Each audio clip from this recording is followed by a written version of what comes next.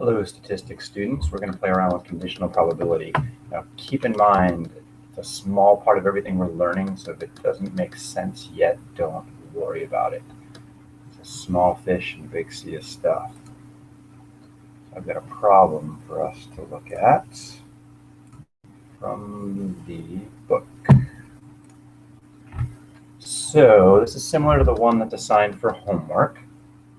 We have to differentiate between when we have a condition involved, and a condition, knowledge of something about the situation changes the sample space. So it changes your universe, what you have to work with, what your denominator is in the problem. And so that's going to come up a couple places here.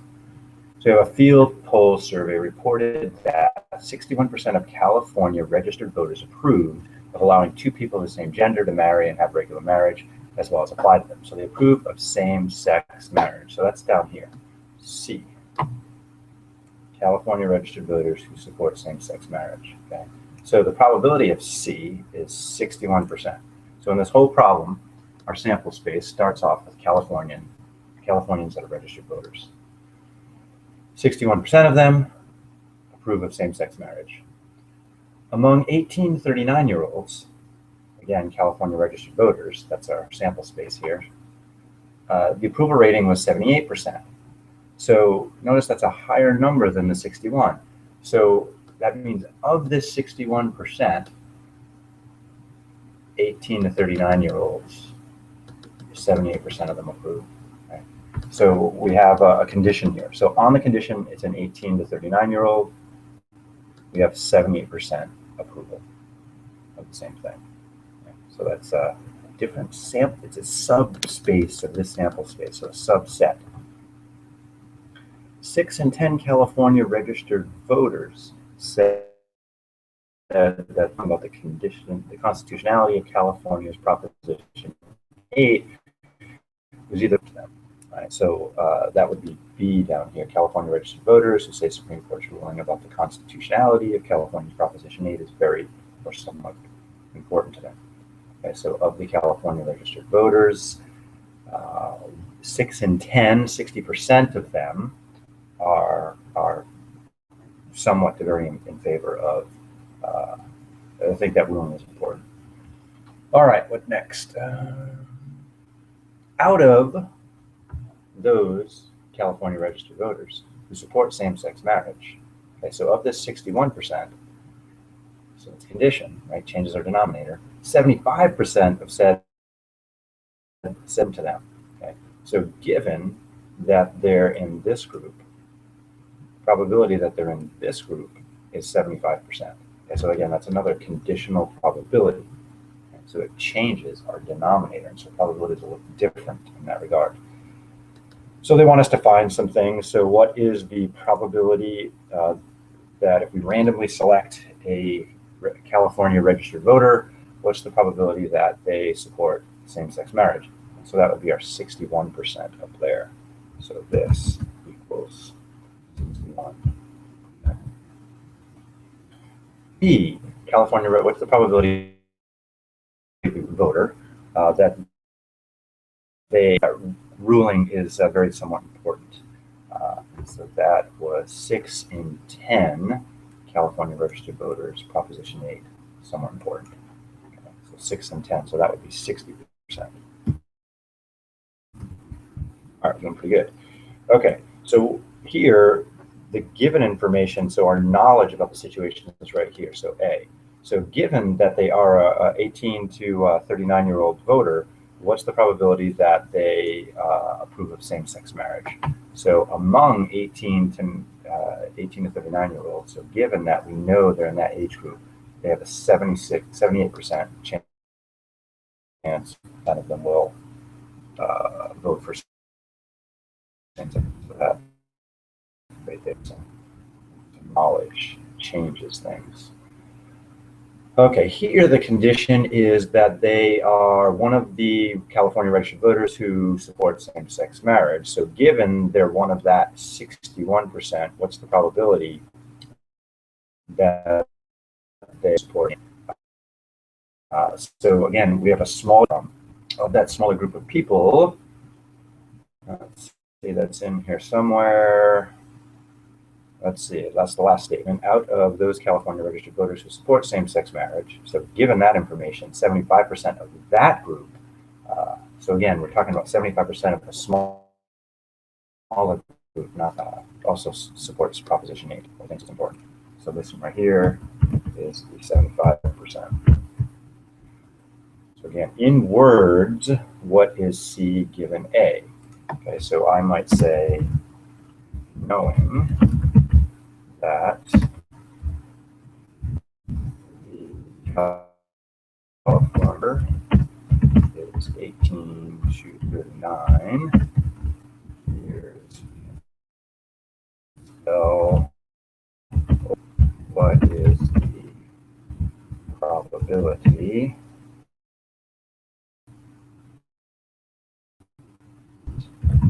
they, let's see, this is for same-sex marriage. They, so that's C, right?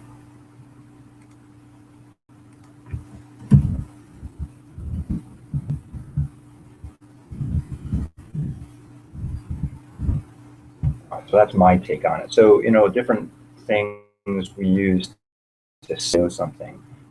We could say assuming that they are a 18 to 39 year old among 18 to 39 year olds, given that they're an 18 to 39 year old. So it says we know, and then based on that group, we also know this, some other percentage. Let's see. What is B knowing C? So knowing that they are a California registered voter who supports same-sex marriage. Just that sucker in because I'm a slow typer.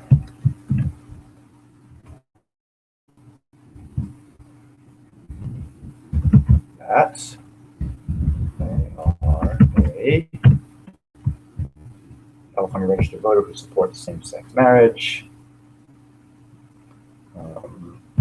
Actually, we're not asking for probabilities here. We're just want to know what that group is. So I should reword this one right here. Let's see. Let me try that again. So knowing that California voter is okay.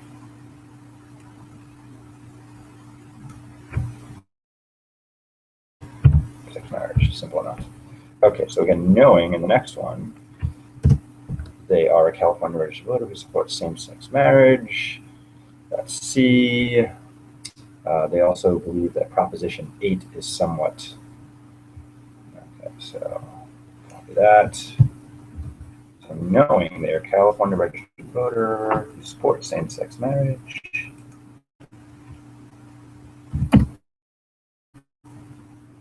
Proposition 8 is somewhat and very important to them. Okay, so a subset of this group believes Proposition 8 is important. Okay, so what's the probability of C and B? So what's the probability? So that's a different situation. We don't have any given knowledge. We just want to know if we randomly select somebody, what's the probability they're in this group supporting same-sex marriage, and they're in this group that they believe the Supreme Court ruling on Proposition 8 is important. So if we know those two things are independent, so this does not affect the other, then we can just multiply those two probabilities, B times C. But here I would hold that in question. I think it's likely that, and what the hell does likely mean, right?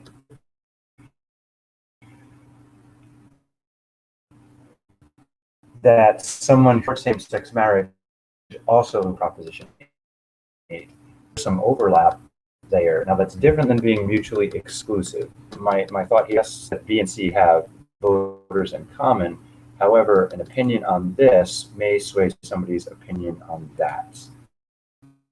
Okay. Does one opinion affect the other's opinion?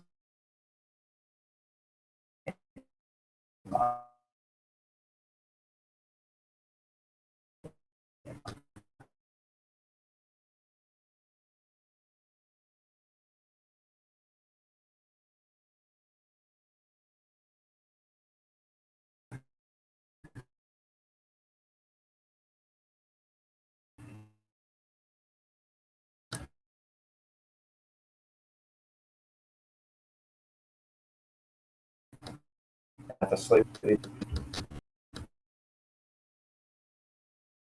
support proposition 8.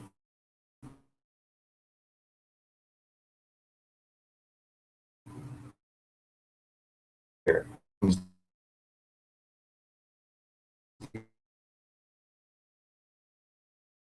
Guys are not in that mean events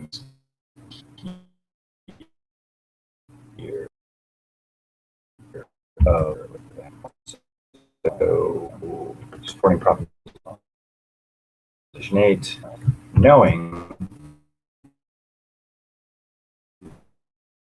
that they support sex marriage,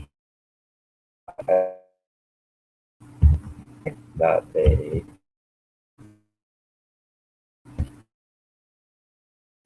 25% kind of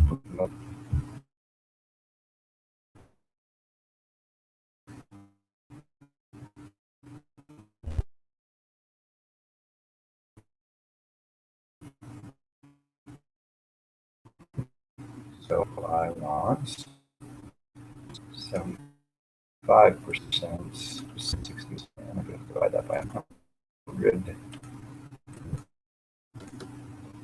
About 47.75%, 45.75%, 45.7. Let's go back. Yeah. Okay. So this back here. This is equal to about 0, about 45.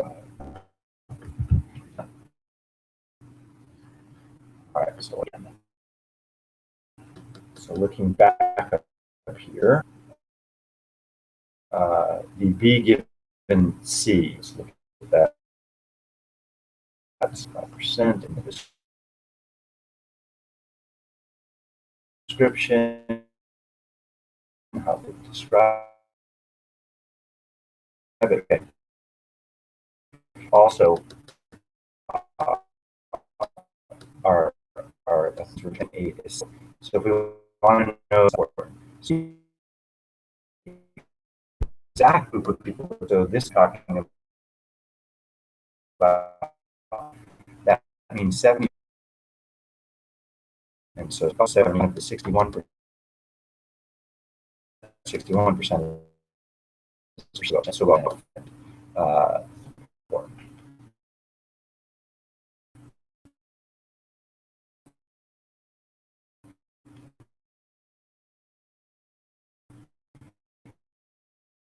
yeah.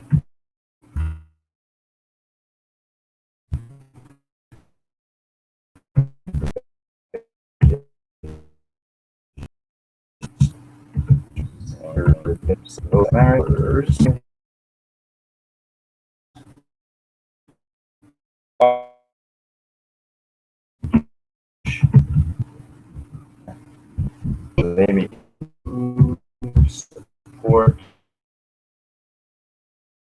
and those conditions, and that's that. Or 25% of people research. The probability that someone approves of same-sex marriage. We do know the probability that someone thinks that Proposition 8 ruling from the Supreme Court is important.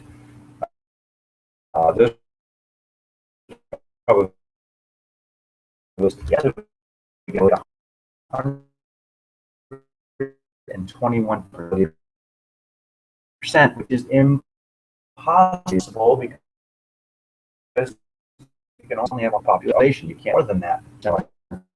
That are also in this tab there. The problem is there's some people miscalculate both their. So there's a group that group of 1% of voters, same-sex marriage, Position 8 ruling is very important. 45 of those people are in this group and in this group, right? So we just double counted 45 people, and that's a problem. So instead of line, oops, there we go, we would have the probability that they favor and the probability that they think the ruling of proposition 8 is important, and then we have to subtract, because we double counted a bunch of people, the probability that they believe both. So it would be C and B. And so the trick with these things is they're okay.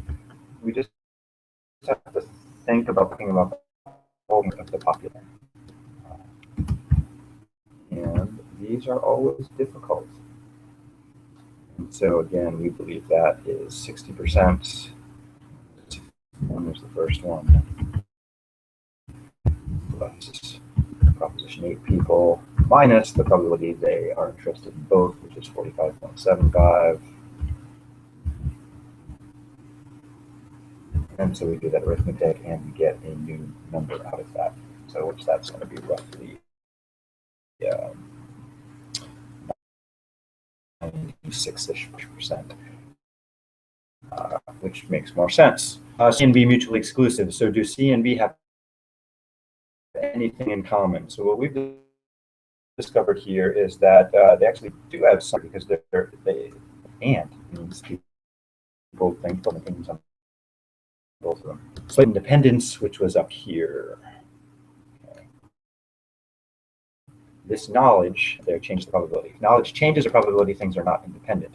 If two events have an intersection, then like we have an intersection here, then they are not mutually exclusive. Two different ideas come up in the same situations. You count being mutually exclusive or vice versa, or neither. Every situation is different. All right, hope that helps in some of your homework. Keep up the good work. I will see you all soon. Okay, I can figure out how to get the hell out of this program. There you are.